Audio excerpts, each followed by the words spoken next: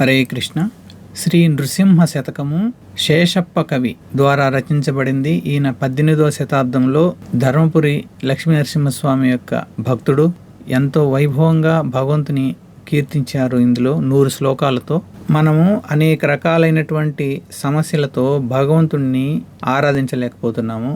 అదే సమస్యను మనం తెలుసుకోలేక ఇబ్బంది పడుతున్నాము. యాక్చువల్గా ఎంతో సున్నితంగా వివరణాత్మకంగా భగవంతుని యొక్క వైభవాన్ని మనము భగవంతుని వైపు మళ్ళలేకపోవడానికి గల కారణాలను ఎంతో వివరణాత్మకంగా చమత్కారంగా కూడా తెలియజేస్తూ 100 పద్యాలను రచించారు. వీటిని మనము తెలుసుకున్నాము. హృదయం ఉండే ప్రతి ఒక్కరికి కూడా ఆలోచింపజేసే విధంగా ఎంతో ఎక్సలెంట్గా రాసినటువంటి పద్యాలను ఈ రచనలు మనం తెలుసుకున్నాం. శ్రీ శేషప్ప కవికి జై. శ్రీ మనోహర సురార్చిత సింధు గంభీర భక్తవత్సల కోటి భానుతేజ కంజనేత్ర హిరణ్య కశ్యపాంతక సూర సాధురక్షక శంఖ చక్రహస్త ప్రహ్లాద వరద పాపధ్వంస సర్వేశ క్షీరసాగర శాయి కృష్ణవర్ణ పక్షివాహన నీల భ్రమర కుంతల జాల పల్లవారుణ పాద పద్మయుగళ చారు శ్రీచందనాగరు చర్చితాంగ కుంద కుట్మలదంత వైకుంఠధామ భూషణ వికాస శ్రీధర్మపుర నివాస దుష్ట సంహార నరసింహ దురిత దూర. భగవానుడు అలంకార ప్రియుడు. దివ్యమైన అలంకారాలతో ప్రకాశిస్తూ ఎంతో శోభతో కూడినటువంటి ఆ శ్రీ లక్ష్మీ నరసింహస్వామి ధర్మపురిలో వెలసి ఉన్నారు. ఆయన ఎంత గొప్పవారంటే దుర్మార్గులను నాశనం చేస్తూ పాపాలన్నీ తొలగిస్తూ గంభీరంగా ఉంటూ భక్తులను ప్రేమించేవాడు.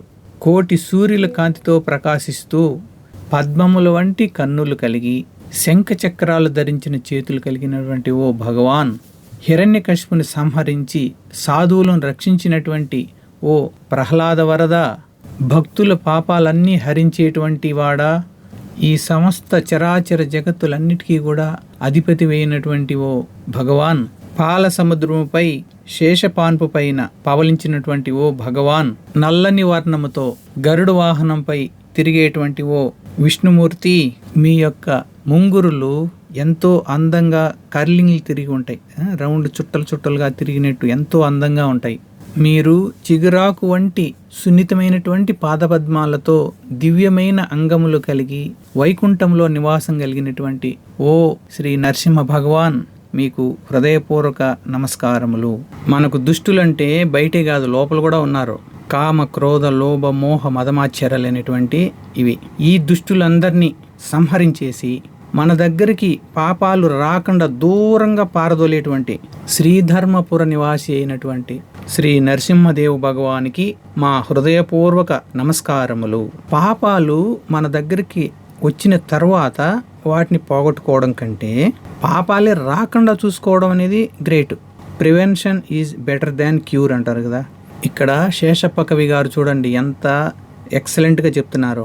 భగవంతుని ఎప్పుడైతే ఆశ్రయిస్తామో ఆయన మనలో ఉండే ఈ దుష్టులందరినీ సంహరించేసి మన దగ్గరికి పాపాలే రాకుండా దూరంగా పారదోలేస్తాడట.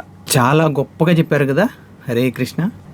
పద్మలోచన సీస పద్యముల్ నీ మీద చెప్పబూనితి నయ్య చిత్తగింపు గణయతి ప్రాస ఆక్షణము చూడగలేదు పంచకావ్య శ్లోక పఠనలేదు అమరకాండత్రయంబరసి చూడగలేదు శాస్త్రీయ గ్రంథముల్ చదువలేదు నీ కటాక్షంబుననే రచించెదగాని ప్రజ్ఞ నాయదిగాదు ప్రస్తుతింప దప్పుపడనేమి సద్భక్తికి తక్కువవునే చెరకునకు వంకబోయిన చెడునెతీపు భూషణ వికాస శ్రీధర్మపుర నివాస దుష్ట సంహార నరసింహ దురిత దూరా.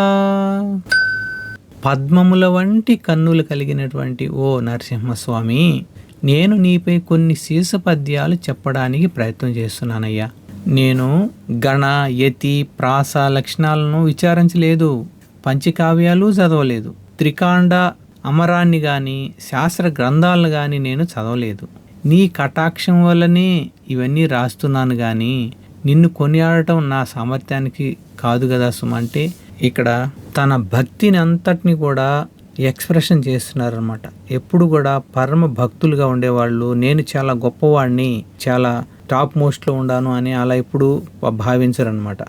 ఎంత ఎదిగే కొద్దీ అంత అనగాలి ఒదగాలి అంటారు కదా, అలా తెలిసినవాడు ఈ శేషప్ప కవి. అందుకే ఆయన ఏం చెప్తున్నారంటే, నేను భగవంతుని గురించి చెప్పడంలో నాకు అంతగా రాకపోవచ్చేమో, ఎక్సలెంట్గా చెప్తున్నారు కానీ ఆయన చెప్తున్నాడు చెప్పడంలో నాకు అంత రాకపోవచ్చేమో కానీ నాలో భక్తి మాత్రం అపారంగా ఉంది. ఆయన అంటే నాకు అంత భక్తి, నాకు ప్రాణం నరసింహస్వామి అంటే. అందుకని ఫైనల్గా ఉదాహరణ చెప్తున్నాడు, చెరకు స్ట్రైట్గా లేకుండా వంకరగా ఉన్నప్పటికీ కూడా దాని తీపిదనం ఏమో తగ్గదు కదా. చెరుకు చక్కగా ఉండేది ఒక రకం తీపు, వంకగా ఉండేది తరిపి ఉండదు, తీపిగానే ఉంటుంది చెరుకు గడ నవిలినప్పుడు. ఆ విధంగా నేను చెప్పడంలో కొంచెం అట్లా ఇట్లా ఉండొచ్చు, వంకటింకరగా ఉండొచ్చేమో కానీ నా భక్తి మాత్రం ఎప్పుడూ నీ మీద, నీ పాదాల మీద అచంచలంగా ఉండాలి అని అనేసి ఇక్కడ తన యొక్క కృతజ్ఞతా భావాన్ని చెప్పుకుంటూ నీ పట్ల భక్తికి మాత్రం లోపం లేదు ఓ నరసింహ అనేసి చెప్తున్నారన్నమాట. హరి బోల్. మనము కూడా ఎప్పుడు కూడా భగవంతుడి పట్ల అంత ఇష్టం కలిగి ఉండాలి. మనం ఆయన కీర్తించడము, ఆయన పొగడము, కొన్ని శ్లోకాలు మనకు రావచ్చు రాకపోవచ్చు.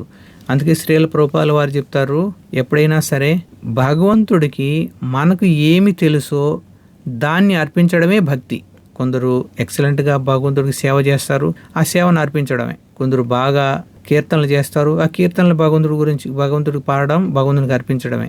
కొందరు కొంచెం బాగా చెప్పుతారు, భగవంతుడి గురించి చెప్పుకోవడమే. కొందరు బాగా అలంకరిస్తారు, భగవంతుడికి అలంకరించడమే. మనకు ఏమి టాలెంట్ తెలుసో ఆ టాలెంట్ను భగవంతుడికి వాడడమే భక్తి, ఇష్టంగా వాడడమే భక్తి. కాబట్టి కొన్నిటిలో మనకు అంత ప్రావీణ్యం లేకపోయినా మనలో భక్తిని భగవంతుడు చూస్తాడనమాట. అది కాబట్టి భూషణ వికాస శ్రీధర్మ పురనివాస దుష్ట సంహార నరసింహ దురిత దూర అంటే శ్రీ ధర్మపురిలో నివాసం ఉండేటువంటి ఆ ఓ నరసింహ భగవాన్, నాలో రకరకాలు ఉండేటువంటి ఈ దుష్ట స్వభావాలను నశింపజేసి పాపాలను దూరంగా పారదోలేటువంటి ఓ నరసింహ భగవాన్, మీకు మా హృదయపూర్వక నమస్కారములు. హరే కృష్ణ. మనకు భగవంతుడి పట్ల అచంచలమైనటువంటి భక్తి, భగవంతుడంటే అపారమైనటువంటి ఇష్టము కలిగే విధంగా మనకు అనుగ్రహించమనేసి గురుదేవుల్ని భగవంతుని పాదాలు బట్టి వేడుకున్నాం. హరే కృష్ణ కృష్ణ కృష్ణ హరే హరే, హరే రామ రామ రామ హరే హరే. శ్రీ శ్రీ నరసింహదేవ్ భగవానికి జై. ప్రహ్లాద్ మహారాజుకి జై. శ్రీల ప్రభుపాదుల వారి సందేశం. శ్రీకృష్ణ భగవాను యొక్క విలువ ఏమిటో అర్థం చేసుకోకపోవచ్చు, అయినప్పటికీ కృష్ణుడితో సాంగత్యం అగ్నితో పోల్చవచ్చు.